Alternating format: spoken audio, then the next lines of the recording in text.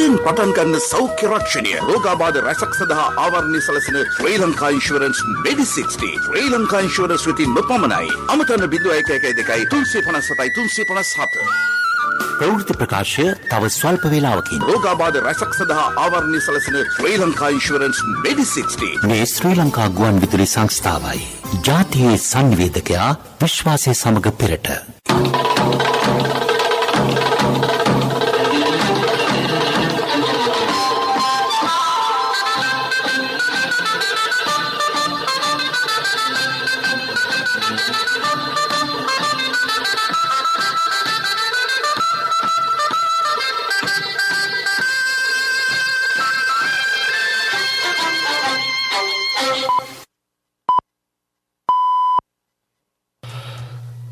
දොළහයි 45යි මේ ශ්‍රී ලංකා ගුවන්විදුලි සංස්ථාවයි මෙන්න ප්‍රවෘත්ති සංස්කරණය ඉනෝකා බ්‍රෝහය ප්‍රකාශය බද්‍රජිත් සෞම්‍ය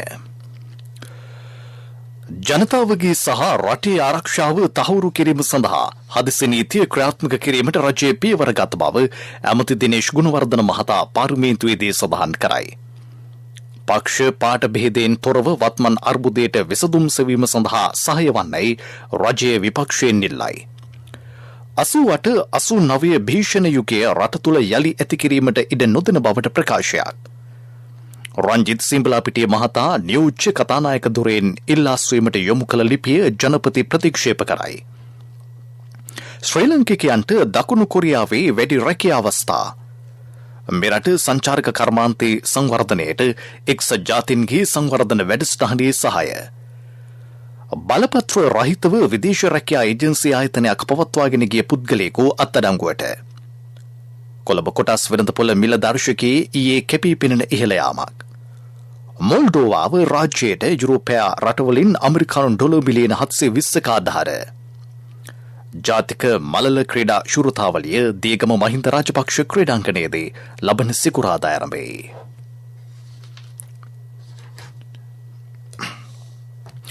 රටේ පවතින ආර්ථික අර්බුදය සම්බන්ධයෙන් සාකච්ඡා කිරීම සඳහා පාර්ලිමේන්තුවේදී විවාදයක් දැන් පැවැත්වේ. විවාදයේ ආරම්භයේදී විපක්ෂ නායක සජිත් ප්‍රේමදාස මහතා ආණ්ඩු පක්ෂයේ වෙත ප්‍රශ්න කිහිපයක් යොමු කරමින් අප්‍රේල් 1 වෙනිදා සිට හදිසි නීතිය ක්‍රියාත්මක කිරීමට හේතුව හා ඇඳිරි නීතිය පැනවීමේ අවශ්‍යතාව විමසා සිටියේ. ඊට පිළිතුරු ලෙස අධ්‍යාපන අමාත්‍ය දිනේෂ් ගුණවර්ධන මහතා සඳහන් කළේ රටේ ඇති වී ඇති සුවිශේෂී තත්ත්වය පාදක කරගෙන හදිසි නීතිය පැනවීමේ තීරණය ජනාධිපතිතුමා විසින් ගනු ලැබූ බවයි. ජනාධිපතිතුමාගේ නිල නිවස වටලමින් එතුමාගේ ආරක්ෂාවට බලපෑම් එල්ලවන ආකාරයෙන් ජනතාව කටයුතු කිරීම පොදු හා පෞද්ගලික දේපළවලට හානි පැමිණවීම වැනි කරුණු මුල් කරගෙන පොලිස් ඇඳිරි නීතිය පැනවීමට සිදුවිය. ජනතාවගේ සහ ජාතික ආරක්ෂාව තහවුරු කිරීම සඳහා මෙම තීරණය ගත බව දිනේෂ් ගුණවර්ධන අමාත්‍යවරයා වැඩිදුරටත් සඳහන් කළේය. සාමකාමී උද්ඝෝෂණවල යෙදීමට ජනතාවට අයිතියක් තිබේ. වත්මන් රාජ්‍ය තුළ මුදල් අමාත්‍යවරයෙකු නොමැතිවීම බරපතල ගැටලුවකි. ඒ සඳහා ආණ්ඩුව ගනු ලබන තීරණය කුමක්ද යනුවෙන් සජිත් ප්‍රේමදාස මහතා ප්‍රශ්න කළේය. ඊට පිළිතුරු ලෙස දිනේෂ් ගුණවර්ධන අමාත්‍යවරයා සඳහන් කළේ තාවකාලිකව මුදල් අමාත්‍යවරයෙකු පත් කළද ඔහු දුරෙන් ඉල්ලා සෝ බවයි. එම පුරප්පාඩුවට ඉදිරියේදී ජනාධිපතිතුමා සුදුසු අයෙකු පත් කරනු ඇතැයි ඔහු කීවේය. රජීය තත්ත්වය සමතයකට පත් වූ විගස ඇඳිරි නීතිය සහ හදිසි නීති ඉවත් කිරීමට පියවර ගත්තේය. ජනතාවගේ උද්ඝෝෂණවලට සහ විරෝධතාවලට රජය බාධා නොකළේය. විපක්ෂය මේ සම්බන්ධයෙන් අදහස් පළ නොකිරීම පිළිබඳ තමා කනගාටුවටත් විමතියටත් පත්වන බව අමාත්‍යවරයා පැවසීය. පක්ෂ පාට බෙහෙදයකින් තොරව පවතින අර්බුදයට විසඳුම් සෙවීම සඳහා රජයට සහාය ලබා දෙන ලෙස ඇමති දිනේෂ් ගුණවර්ධන මහතා එහිදී ඉල්ලීමක් කළේය.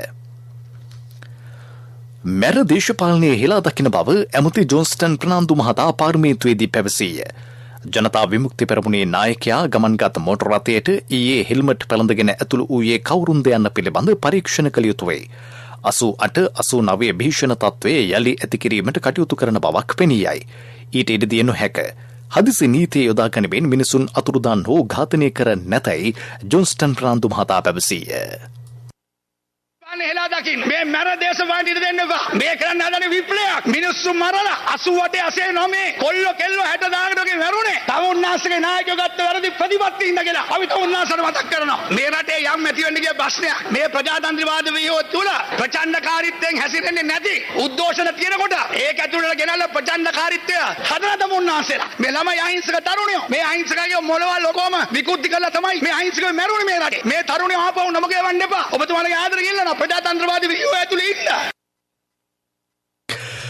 පාර්ලිමේන්තු මන්ත්‍රී මනුෂ්‍ය නානායකන් මහතා කතා කරමින් ප්‍රජාතන්ත්‍රවාදය ආරක්ෂා කර ගැනීම සඳහා සිළු දෙනා එක් විය යුතු බව පැවසීය.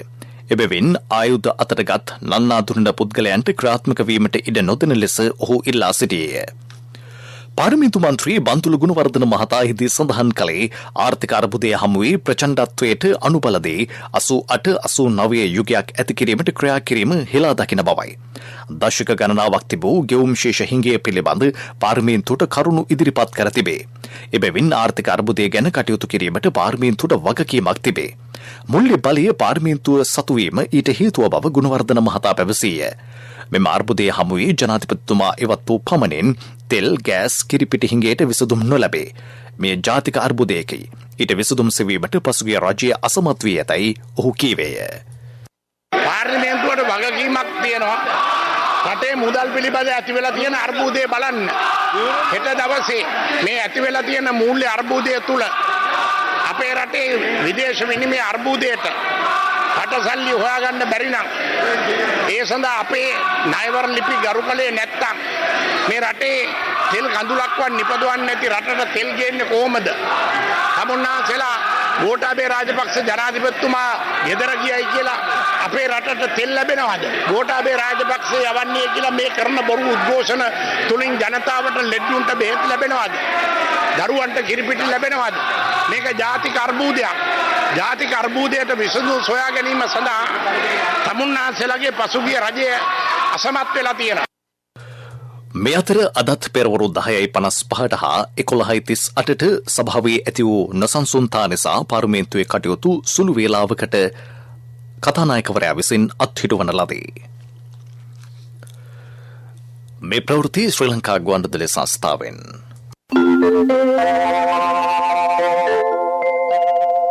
රෝගාබාධ රැසක් සඳහා ආවරණය සැලසෙන ශ්‍රී ලංකා ඉන්ෂුරන්ස් මෙඩි 60.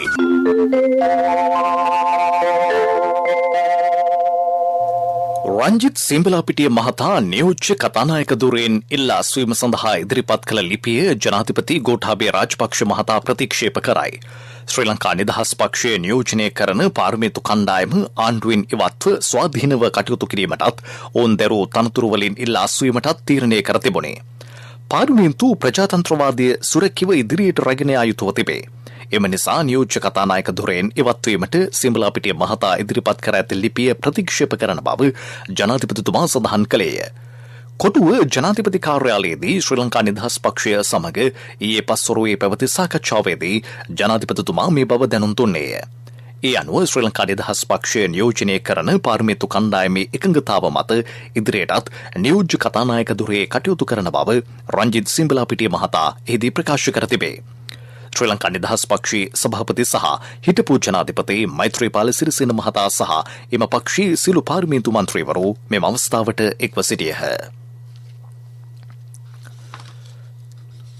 පාර්ලිමේන්තු වටරවුම ආසන්නයේ ඊයේ පස්වරුවේ යුද හමුදා ක්ෂේත්‍ර බලකායේ යතුරුපැදිකරුවන් පිරිසක් සහ පොලිසිය අතර ඇති වූ ආරවුල් සහගත තත්ත්වය සම්බන්ධයෙන් වහම පරීක්ෂණයක් පවත්වන ලෙස පොලිස්පති සී.ඩී. වික්‍රමරත්න මහතා බස්නාහිර ප්‍රදේශීය භාර ජ්‍යෙෂ්ඨ නියෝජ්‍ය පොලිස්පතිවරයාට උපදෙස් දී තිබේ. යුද හමුදාපති ජෙනරාල් ශවේන්ද්‍ර සිල්වා මහතා පොලිස්පතිවරයාගෙන් කළ ඉල්ලීමකට අනුව මෙම පරීක්ෂණය සිදු කෙරේ. රාජකාරී නිරතව සිටි යුද හමුදා විශේෂ බලකාය යතුරුපැදි බලකායේ සෙබළුන් එම උද්ඝෝෂණය සිදුවන ස්ථානය ඔස්සේ ගමන් කරන අවස්ථාවේ උද්ඝෝෂකයන් එම බට පිරිසට විරෝධය දක්වා ඇත. එම අවස්ථාවේ එහි සිටි පොලිස් නිලධාරීන් විශේෂ බලකාය යතුරුපැදිකරුවන්ට බැනවැදී තිබුණේ. දකුණු කොරියාවේ සිටින ශ්‍රී ලාංකිකයන් සඳහා වැඩි රැකියා අවස්ථා ලබා දීමට කොරියානු රජයේ අවධානය යොමු වී ඇතැයි මෙරට සංචාරයක නිරත කොරියානු ජනරජයේ රාජ්‍ය ප්‍රතිපත්ති සම්බන්ධීකරණ අමාත්‍ය කෝ යුන් චියොල් මහතා පවසයි. ඔහු ඉකුත්දා විදේශ කටයුතු ඇමති මහාචාර්ය ජී.එල්. පීරිස් මහතා හමු වීය. කොරියාව සහ ශ්‍රී ලංකාව අතර සමීප සහ මිත්‍ර සම්බන්ධතා තවදුරටත් ශක්තිමත් කර ගැනීමේ මාර්ග සොයා බැලීමටද ඔහු එකඟ වූහ. ශ්‍රී ලංකාවට ආර්ථික සංවර්ධන සහයෝගිතා අරමුදලින් හා කොරියානු ජාත්‍යන්තර සහයෝගිතා නියෝජිත ආයතනයෙන් ලබා දෙන ආධාර සඳහා රජයේ කෘතවේදීත්වය මෙහිදී පිරිනැමින. රැකියා බලපත්‍ර ක්‍රමයේ යටතේ කොරියාවේ ශ්‍රී ලාංකිකයෝ 22,000ක් පමණ සේවය කරති. ඔවුන්ට ප්‍රසන්න සේවා පරිසරයක් ලබා දීම සහ සුබ සාධනය පිළිබඳ සොයා බැලීම සම්බන්ධයෙන් විදේශ ඇමතිවරයා කෝයොන් චේයොල් මහතා වෙත සිය ප්‍රසාදය පළ කළේය. එක්සත් ජාතීන්ගේ සංවර්ධන වැඩසටහන සහ එක්සත් ජාතීන්ගේ මානුෂීය කටයුතු සම්බන්ධීකරණ කාර්යාලයේ එක්ව මෙරට සංචාරක කර්මාන්තය යළි යථා තත්ත්වයට පත් කිරීම සඳහා අවශ්‍ය සහාය ලබා දෙයි. පසුගිය වසර 3 තුළ එම කර්මාන්තයේ විවිධ අර්බුදවලට මුහුණ දුන්නේය. පාස්කු ප්‍රහාරය සහ කොවිඩ් වසංගතයෙන් සංචාරක කර්මාන්තයට දැඩි බලපෑම් එල්ල විය. සංචාරක ව්‍යාපාරය ශ්‍රී ලංකාවට අත්‍යවශ්‍ය ආර්ථික අංශයක් වේ.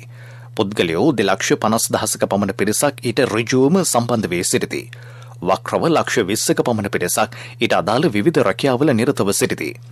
මේ අතර ආපදා කළමනාකරණය සඳහා වන ආසියා ශාන්තිකර සන්ධානය දකුණු පළාතේ සංචාරක අංශයේ නිරත ක්ෂුද්‍ර කුඩා සහ මධ්‍ය පරිමාණ ව්‍යවසායකයින්ට ව්‍යසනවලදී ඔරොත්තු දීමේ හැකියාව ගොඩනැගීම සඳහා ව්‍යාපෘතියක් ක්‍රියාත්මක කර තිබේ.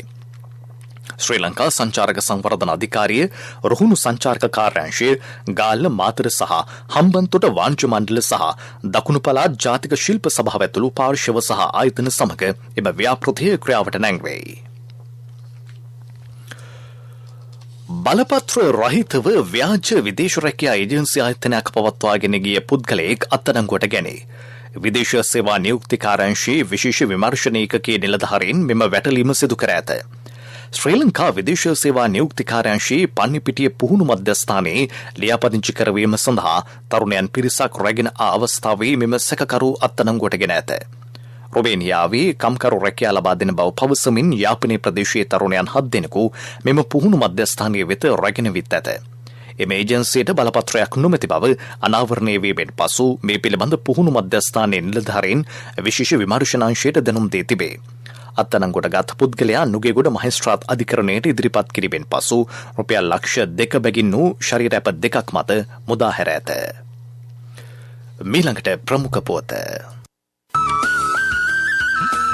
හැටින් පටන් ගන්න සෞඛ්‍ය රක්ෂණය ශ්‍රී ලංකා ඉන්ෂුරන්ස් මෙඩි 60 දේශාරක්ෂකයා වෙතින් ජ්‍යෙෂ්ඨ පුරවැසියන් වෙනුවෙන් පිදෙන සෞඛ්‍ය රක්ෂණය අවුරුදු 60 ඉහළ වැඩිහිටියන් සඳහා විශේෂයෙන් සැලසුම් කර ඇති මෙම රක්ෂණාවරණය ලබා ගැනීමේදී කිසිදු වෛද්‍ය පරීක්ෂණයකට පෙනී සිටීමට අවශ්‍ය නොවේ. රෝගාබාධ රැසක් සඳහා ආවරණය සැලසෙන ශ්‍රී ලංකා ඉන්ෂුරන්ස් මෙඩි 60 ශ්‍රී ලංකා ඉන්ෂුරන්ස් වෙතින් නොපමණයි. අමතන 0112 357 357. ප්‍රමුඛ පුවත. විදෙස් මුදල් අත්අනුමතික ලෙස හෝමාරු කරන ලියාපදිංචි හා ලියාපදිංචි නොවන මුදල් හෝමාරු මධ්‍යස්ථාන තහනම් කරන ලෙස ව්‍යාපාරික ප්‍රජාව රජයෙන් ඉල්ලීමක් කරයි. රාජ්‍ය හා පෞද්ගලික බැංකු හරහා විදේශ මුදල් හෝමාරු කිරීමට නීති සකස් කරන ලෙස ඔහු රජයෙන් ඉල්ලා සිටිති. විදේශගත ශ්‍රමිකයන්ගෙන් මීට පෙර මෙම මුදල් නීත්‍යානුකූලව ලැබුණද මේ වන විට ඒවා වෙනත් මාර්ගවලින් හෝමාරු කර ගැනීම සිදුවේ. එම තත්ත්වය සම්පූර්ණයෙන් වෙනස් කිරීමට නම් බැංකු පද්ධතිය ඔස්සේ මුදල් ගනුදෙනු කිරීමෙන් විදේශ මුල්ලේ හිඟයට යම් සහනයක් ලබාගත හැකි වනු ඇත. ශක්ති හඬ අවධානය පිණිසයි ඔබ වෙත ගෙනෙන්නේ තෑගි ගොඩයි වාසි රසයි CIB අවුරුද්දයි අප්‍රේල් 10 දක්වා සෑම බිල්පතකටම වටිනා තෑගි බැංකු කාඩ්පත් සඳහා 20% දක්වා වටා අදම CIB එන්න. කොස්කුඩ හා අහුන්ගල්ල නගරවල ප්‍රධාන බස් නැවතුම්පොළ දෙකෙහි මගේ ආවරණ නොමැතිවීමෙන් ජනතාවට දුෂ්කරතා රැසකට මුහුණ දීමට සිදු වී තිබේ. වැසි දිනවලදී මේ ස්ථානවල රැඳී සිටීම දුෂ්කර වී ඇතැයි මගේ ජනතාව පවසති. මේ සඳහා පිළියම් යොදන ලෙස ඔහු අදාළ බලධාරීන්ගෙන් ඉල්ලා සිටිති. පළාත් ප්‍රවාහන අමාත්‍යාංශයේ බලධාරීන්ගේ අවධානයටයි. තෑගි ගොඩයි වාසි රසයි CIB අවුරුද්දයි අප්‍රේල් 10 දක්වා සෑම බිල්පතකටම වටිනා තෑගි බැංකු කාඩ්පත් සඳහා 20% දක්වා වටා අදම CIB එන්න. ලෝක ප්‍රවෘත්ති අනුග්‍රහය කවුරු කොහොම කිව්වත් ලීසින් එකක් ගන්න ලීසින් මහගෙදරට පිවිසෙන්න. People's Leasing ජන හද හඳුනන ලීසින් මහගෙදර. වැඩි විස්තර ළඟම People's Leasing ශාඛාවෙන්. People's Leasing විශ්වාසයේ ප්‍රමුඛයා. මොල්ඩෝවා රාජ්‍යයට ඇමරිකානු ඩොලර් මිලියන 720කට ආසන්න ආධාර ලබා දීමට යුරෝපා රටවල් ඇතුළු තවත් රටවල් කිහිපයක් එකඟතාව පළ කරයි. යුක්‍රේනයෙන් පලා යන බොහෝ පිරිසක් මොල්ඩෝවා රාජ්‍ය හරහා බාර ගැනීම හේතුවෙන් මෙලෙස ආධාර ලබා දීමට එම රටවල් තීරණය කර තිබේ. එම රාජ්‍යයට සහාය දීම සඳහා ජාත්‍යන්තර මට්ටමින් රැස්වීමක් බර්ලින් නුවරදී ඊයේ පැවැත්වින.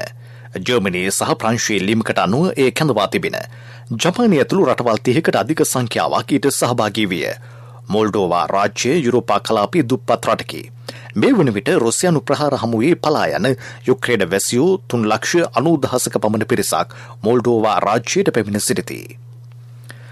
රුසියාව යුද අපරාධ සිදු කරන බවට යුක්‍රේන ජනාධිපතිවරයා එක්සත් ජාතීන්ගේ ආරක්ෂක මණ්ඩලයට කළ දැනුම් දීමට ලෝපුරා රටවල නායකයන් ප්‍රතිචාර දක්වා තිබේ.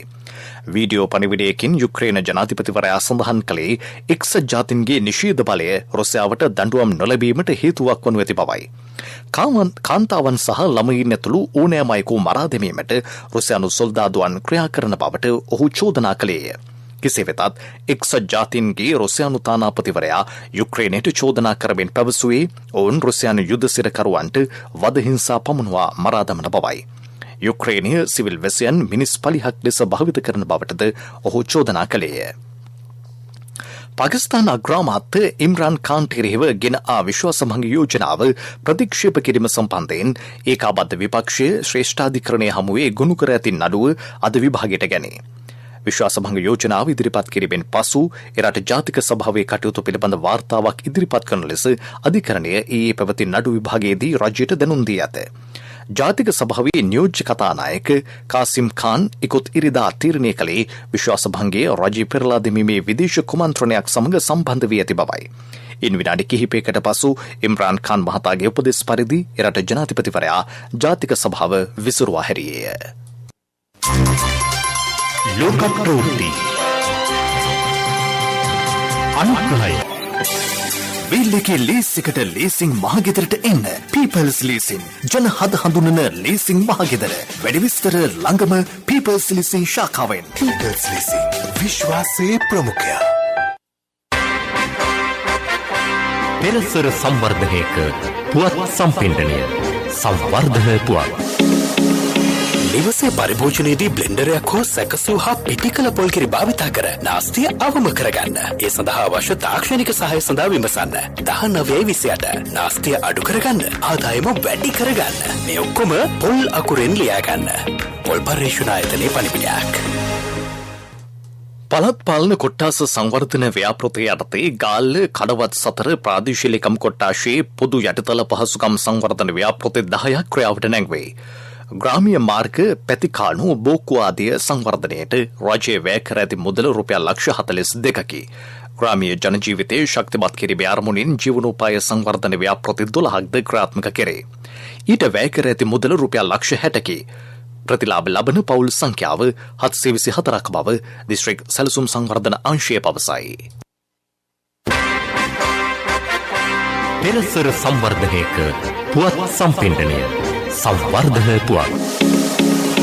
නිවසේ පරිභෝජනයේදී බ්ලෙන්ඩරයක් හෝ සැකසූ හා පිටිකල පොල්කිරි භාවිතා කර නාස්තිය අවම කරගන්න. ඒ සඳහා අවශ්‍ය තාක්ෂණික සහාය සඳහා විමසන්න. 1928 නාස්තිය අඩු කරගන්න, ආදායම වැඩි කරගන්න. මේ ඔක්කොම පොල් අකුරෙන් ලියා ගන්න. පොල් පර්යේෂණ ආයතනයේ පණිවිඩයක්. ක්‍රීඩා පුවත් ඔබ වෙත ගෙන එන්නේ සම්පත් බැංකුව හෙට දින එළිය කරයි. ජාතික මලල ක්‍රීඩා ශූරතාවලිය දියගම මහින්ද රාජපක්ෂ ක්‍රීඩාංගණයේදී ලබන සිකුරාදා ආරම්භයි. දින 3ක් පුරා පැවැත්වෙන ක්‍රීඩා උළෙලට ක්‍රීඩක ක්‍රීඩිකාවන් 600කට වැඩි පිරිසක් සහභාගී වන බව ශ්‍රී ලංකා මලල ක්‍රීඩා සංගමයේ උපසභාපති GLS පෙරරා මහතා පවසයි. චීනයේ පැවැත්වීමට නියමිත ආසියානු මලල ක්‍රීඩා ශූරතාවලියේ අවසන් තේරීම් තරඟාවලිය මෙයයි. ව්‍යාපාරික පුවත් ඔබ වෙත ගෙන එන්නේ NSB සල්ලි එහෙන් තෑගි මෙහෙන් ස්වර්ණ ජයන්ති වාසනා ජයග්‍රාහකයා ඔබද. කුඩා තේ ඉඩම්වල විසිරි ජල පද්ධතිය ස්ථාපිත කිරීම සඳහා සහනාධාර සැපේ. කුඩා තේ වතු සංවර්ධන අධිකාරියේ ඒ සඳහා මූලිකව කටයුතු කරයි. තේ වගා කරන දිස්ත්‍රික්කවල නියගයෙන් හානි වන කුඩා තේ ඉඩම් වෙනුවෙන් මේ ක්‍රියාත්මක කෙරේ. මෙම තේ ඉඩම් අවම වශයෙන් අක්කරයක වපසරයකින් යුක්ත විය යුතු බව එම අධිකාරිය පවසයි. අක්කරයක තේ ඉඩමක් සඳහා ජල සැපයුම වෙනුවෙන් ලබා දෙන සහනාධාරය රුපියල් ලක්ෂයකි. මෙම වැඩසටහන සඳහා රජයේ රුපියල් මිලියන 675ක මුදලක් වෙන් කර තිබේ. ව්‍යාපාරික පුවත් ඔබ වෙත ගෙනාවේ NSB සල්ලි එහෙන් තෑගි මෙහෙන් ස්වර්ණ ජයන්ති වාසනා ජයග්‍රාහකයා ඔබද. NSB ස්වර්ණ ජයන්තිය වෙනුවෙන් සුපිරි ජයග්‍රාහකයාට රන් පවුන් 50ක්, දෙවැනි ජයග්‍රාහකින් 10 දෙනාට ස්කූටර්, දෙවැනි ජයග්‍රාහකින් 10 දෙනාට iPhone, සිව්වැනි ජයග්‍රාහකින් 29 දෙනාට මවුන්ටන් බයික්. 2021 ඔක්තෝබර් 1 වෙනිදා සිට 2022 දෙසැම්බර් 31 දක්වා NSB U Trust තරහ අවමේ වරකට ඇමරිකානු ඩොලර් 100ක් හෝ ඊට සමාන ඕනෑම විදේශ මුදලක් 3 වතාවක් එවන්න. ආර්ථික පුවත්. කොළඹ කොටස් වෙළඳපොළ මිල දර්ශකයේ කැපී පෙනෙන ඉහළ යාමක් ඊයේ වාර්තා විය. සියලු කොටස් මිල දර්ශකයේ 5.99 හා S&P SL 20 දර්ශකයේ 6.98ක දැවැන්ත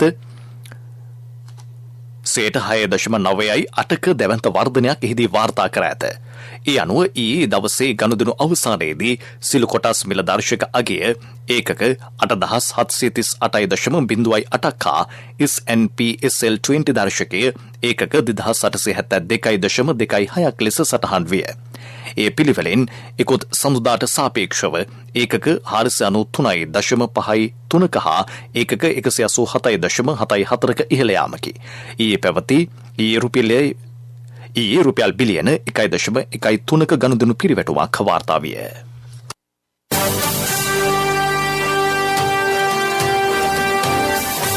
කාලගුණ වාර්තාව. දිවයිනේ බොහෝ ප්‍රදේශවල සවස් කාලයේදී හෝ රාත්‍රී කාලයේදී තැනින් තැන වැසි හෝ ගිගුරුම් සහිත වැසි ඇතිවිය හැකි බව කාලගුණ විද්‍යා දෙපාර්තමේන්තුව සඳහන් කරයි. මධ්‍යම සමරගමුව දකුණ බස්නාහිර ඌව සහ උතුරු මැද පළාත්වලත් අම්පාර දිස්ත්‍රික්කයේත් ඇතැම් ස්ථානවල මිලිමීටර 100ට වැඩි තද වැසි ඇතිවිය හැකිය. අකුණු මගින් සිදුවන අනතුරු අවම කර ගැනීමට පියවර ගන්නා ලෙස එම දෙපාර්තමේන්තුව මහජනතාවට දැනුම් දෙයි.